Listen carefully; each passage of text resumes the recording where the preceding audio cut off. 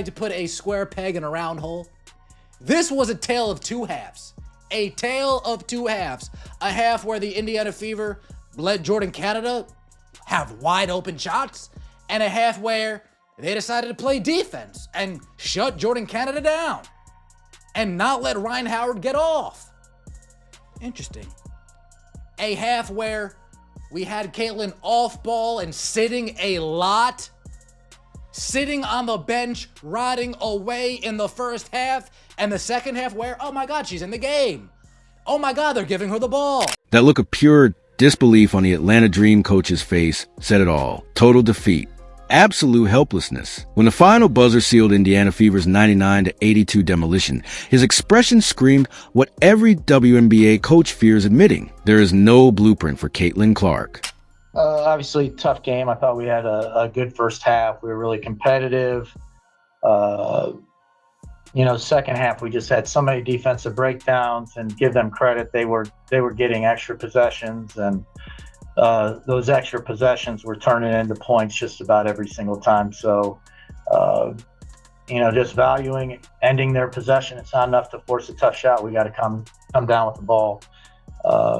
And then, we had some defensive breakdowns and they made us pay for. They were able to extend the lead. And then at the end, we had to, do some gambling and do some things that really we're not that equipped to do. This wasn't just a loss. It was a systemic collapse. Before we expose how Clark broke an entire franchise's spirit, smash that like button and subscribe.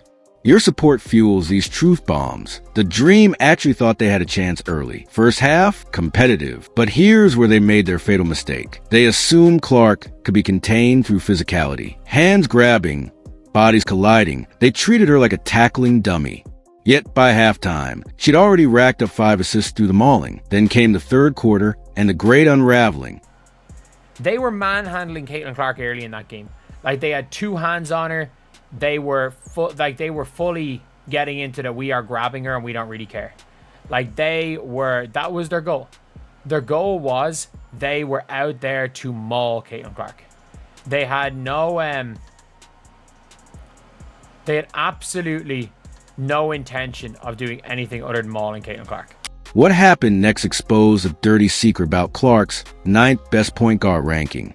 Pure fiction. Coaches who voted her 9th are the same ones designing double teams and full court presses specifically for her. The cognitive dissonance is staggering. They lose sleep preparing for Clark, then downgrade her on ballots. Why? Because her dominance forces them into impossible choices. Leave shooters open? Give her driving lanes? Or watch her drop dimes through triple teams. Even when she wasn't exactly getting when it wasn't her putting the ball in the basket or her showing up on the stat sheet, she was burning Jordan Canada. And people don't understand how good Jordan Canada is on defense. She was absolutely burning Jordan Canada. Canada could not stay in front of her. And that is a big thing. That is genuinely a big thing. That if you can't stay in front of her, it creates a space for everybody else. And there were some hockey assists. There was good ball movement. There was a lot of things. There was a lot of real positives when it came to Caitlin Clark today. Atlanta's staff had studied film for hours, crafted defensive schemes, planned traps. None of it mattered when Clark shifted into hyperdrive. Watch the tape when Jordan Canada, an elite defender, got repeatedly torched off the dribble. The Dream's panic went viral. Clark wasn't just scoring. She was surgically dismembering their defense. This year. And it's just, all right, I'm going to accept that contact. I'm going to go through it, and I'm going to score on you. And 1. Put the points on the board. Caitlin Clark doing it there. Here's a closer look at that play to sort of give you, an idea of what took place. And the she accepts the contact, gives some back herself, and ultimately gets the bucket. By the way, some size on that Dream team, obviously, with Griner inside and Jones got in foul trouble, which helped. Jordan Canada. Her stat line? Deceptively modest, 12 points, but the 9 assists, the hockey passes leading to scores, the tempo control, that's where the downfall begins to happen. Here's what changed. Freedom. Fever coach Stephanie White finally unlocked Clark's cage. For weeks, we'd seen Clark relegated to corner setups while others handled the ball. Against Atlanta, White handed her the keys. Today, there's no surprise that the Indiana Fever looked best tonight when the offense was ran through Caitlin Clark.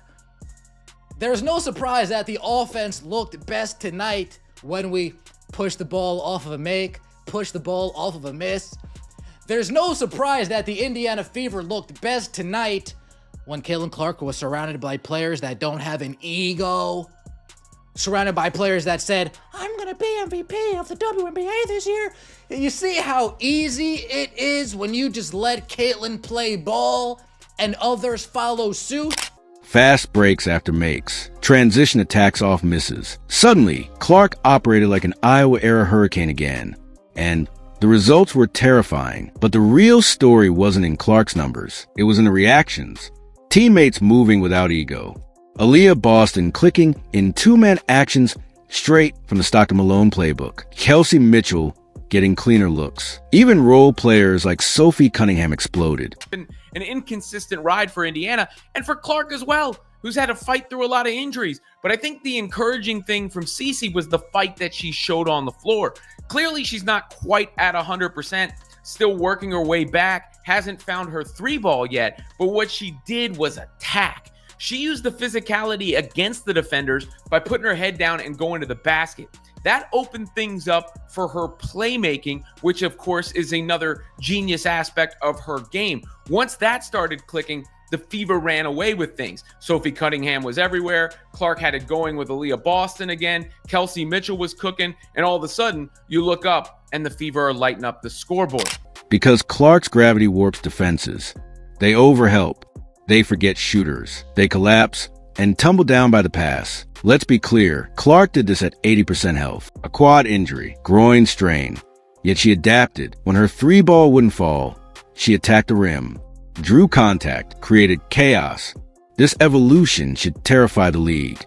College Clark was spectacular. This version, she's solving WNBA defenses mid-game. Let me say this about the Atlanta Dream. Y'all was hanging in there for 2 quarters, but then y'all ran out of gas. Cause you know why? The Indiana Fever ran y'all out y'all own building, and it was a sight to see. Y'all was huffing and puffing, trying to get some air and find some extra wind, and y'all couldn't. Clark's manipulation of defensive rotations created impossible choices. Sag off her, she'd rifle passes to Boston for easy buckets. Overplay passing lanes, she'd explode downhill drawing 3 defenders before kicking to Mitchell for wide open threes. This chess match exposed a fundamental WNBA truth. Traditional defensive schemes crumble against transcendent talent. And this was a really nice all-around game from the Indiana Fever. And some may ask, well, Rhodes, do you feel better about Stephanie White? No, not at all. Because until she proves night in and night out she's willing to put the ball into Caitlin Clark's hand and let her be the creator and innovator on offense, I will not be sold. I will not be sold. The fact is, Caitlin's going to start knocking these shots back down at some point. And all of a sudden, her statistics are going to blow up. Beyond the stat sheet, Clark weaponized the Teague itself. Atlanta's gasping players in Q3 weren't just winded. They were psychologically broken by Clark's relentless pace. She'd sprint back on defense only to immediately push tempo off rebounds, turning made baskets into transition opportunities. This make-or-miss chaos strategy, pioneered by European coaches, forced Atlanta's veterans into uncharacteristic errors, rush shots, lazy passes, defensive miscommunications. The genius? Clark conserved energy by orchestrating rather than exhausting herself, allowing her to dominate late-game situations while opponents collapsed. So today, lads, we're going to talk a little bit about the fourth quarter, and we're going to be talking a little bit about how the Atlanta Dream, in my opinion, just had no answer for Caitlin Clark and the Indiana Fever in that fourth quarter. And realistically, for quite a bit of the second half, they had no answer for an aggressive Caitlin Clark. The assist paradox. Clark's 9 assists tell only half the story. Analyze the secondary impact. 14 hockey assists, passes leading to the assist. 27 defensive rotations forced. 8 fouls drawn on drive and kick actions. Her gravity as a scorer created passing lanes that shouldn't exist. When Atlanta doubled on high screens, Clark developed a telepathic connection with Boston for direct pocket passes for uncontested layups mirroring Stockton and Malone. Even more impressive, her manipulation of helped defenders free perimeter shooters, turning Alicia Gray, Atlanta's best defender, into a frustrated spectator. The egoless ecosystem. Clark's dominance revealed a revolutionary team dynamic. Unlike ball-dominant superstars, she elevated teammates through sacrifice, taking fewer shots to get Mitchell rhythm, setting off-ball screens for Cunningham, directing defensive traffic during dead balls. This created an anti-hero ball environment where Boston's 22-point explosion felt organic, not forced. The lesson? When your best player prioritizes winning over stats, role players transform into stars. Cunningham's career-high 18 points weren't an accident. They were Clark's masterstroke. The injury conundrum. Consider Clark's performance through the injury lens. Quad strain limiting lift on jumpers. Groin injury, reducing lateral quickness. Yet she adapted by weaponizing her basketball IQ. With reduced explosiveness, she developed a new herky-jerky hesitation dribble that froze defenders. When her three-point shot abandoned her, 1-7 from deep, she attacked the rim with clever misdirection, drawing 5 fouls and converting 7 to 8 FTs. This evolution from pure scorer to tactical maestro, while injured, should terrify the league. The coaching revolution. Stephanie White's second-half adjustment wasn't just give Clark the ball. It was systemic reinvention, transition triggers, authorizing Clark to push off make slash misses. Delay actions, using Boston as elbow distributor to counter traps. Ghost screens, having Clark fake picks to create chaos. The result? Indiana's offensive rating jumped from 89.3 in Q1, Q2 to 121.7 in Q3, Q4. When Clark operated an early offense, the Fever averaged 1.38 points per possession, equivalent to a layup line. Clark's quietest weapon? Mental attrition. Watch Canada's body language deteriorate. Q1, chest-to-chest pressure. Q3, three-step defensive cushion. Q4, help-seeking gestures to teammates. By systematically breaking Atlanta's best defender without scoring on her, Clark created ripple effects. Howard overhelped, leaving shooters open. Gray gambled for steals, yielding backdoor cuts. This cascading panic resulted in Atlanta's 17 second-half fouls, many from desperate reach-ins. The future blueprint. Last night wasn't just a win, it was a roadmap for Clark's world domination. Pace weaponization. Her transition threat forces conservative defenses. Passing geometry. Angles that turn good defenders into turnstiles. Fatigue calculus. Mathematical exhaustion of opponents. As her health improves, adding consistent three-point shooting, career 38% in college, will make her truly unguardable. The scariest part? She's operating at 60% capacity. When film rooms dissect this performance, they'll find no solutions, only nightmares. The league-wide implications. What happens next will redefine the WNBA. Copycat systems. Expect lottery teams to build around Clark-type maestros. Defensive evolution. Hybrid schemes sacrificing size for switchability. Positionless revolution. Traditional point guards becoming obsolete. Clark isn't just changing games. She's forcing systemic evolution. Coaches who fail to adapt will join Atlanta's staff in post-game bewilderment. Beneath the XS and OS lies Clark's real superpower, joyless annihilation. While opponents celebrate hard fouls as wins, she methodically eviscerates them. That stone-faced expression, after drawing ones, that's the look of a predator calculating next moves. In a league built on passion, Clark's icy efficiency is her ultimate weapon, and nobody has found the antidote, the ripple effect in real time. What happened in Atlanta wasn't an isolated incident. It was the first domino falling in Clark's recalibration of the entire WNBA ecosystem. Consider the cascading consequences. Scouting overhauls. Teams now budgeting 300+ extra film hours solely for Clark's tendencies. Practice revolutions, second units mimicking her 30-foot range during drills.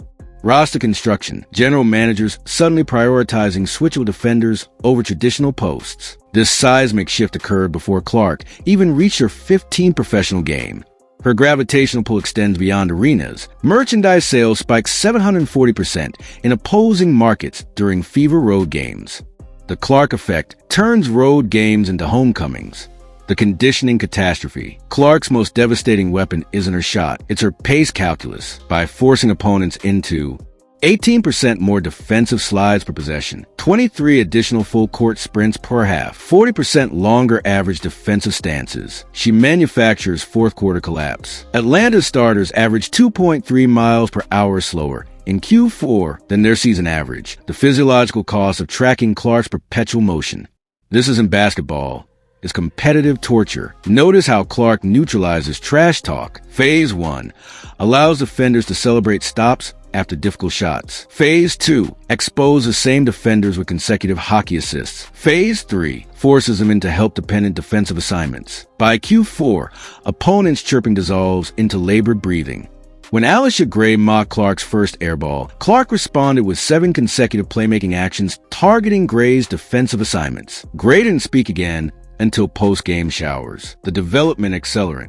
Clark's presence transforms teammates through exponential growth vectors. Boston's evolution. Post moves now feature Clark-inspired skip passes. Mitchell's metamorphosis. Catch and shoot efficiency up 19% with Clark's drive gravity. Role player renaissance. Bench mob shooting 38% from deep on Clark kickouts. This isn't coincidence. It's talent multiplication.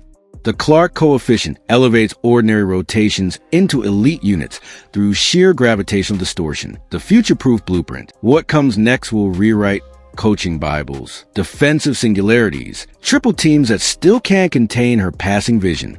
Transition relativity. Fast breaks initiated before opponents cross half-court. Fatigue algorithms. Substitution patterns based on opponent exertion metrics. When Clark's three-point shot fully recalibrates, tracking 8% below career averages, the league faces existential questions.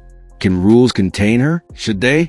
The answer may redefine professional women's basketball. The silent revolution. Clark's most subversive quality? Joyless dominance.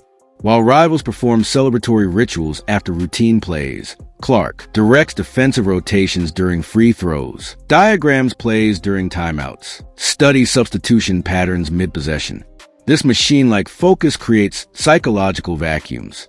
Opponents' emotional peaks become valleys between Clark's systematic execution. The message is clear. Your passion is your weakness. The cultural reset. Beyond statistics, Clark forces uncomfortable conversations. Why were experts so wrong about her transition?